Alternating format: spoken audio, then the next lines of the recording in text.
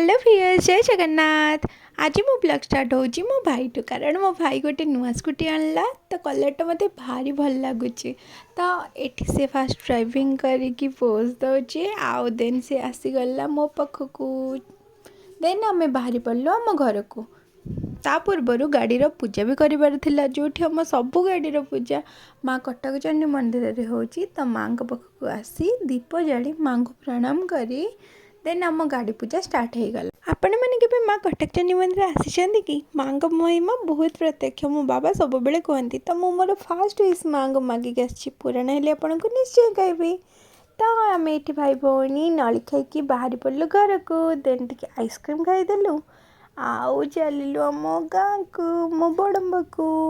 Wow गाँ को आसबार खुशी केते विरल कथा है। आम पहुँची गलु घरे मो भाई पूरा टायर्ड है।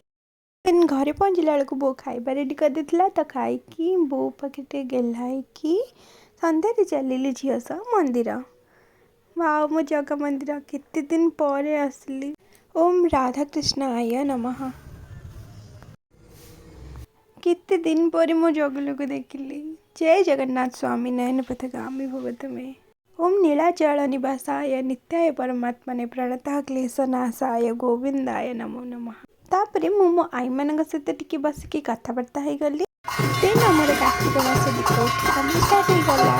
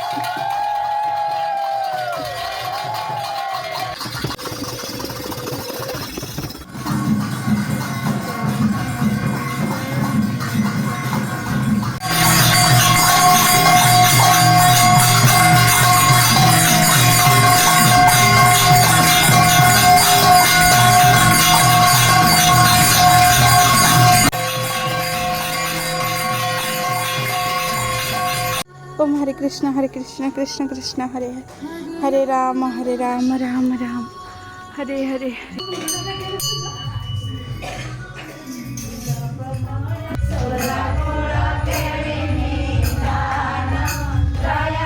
तापर आम घर को फेरी गलु आउ देन मीठा दही खाई मो भाई सहित बात पड़े बजार बुलवाक।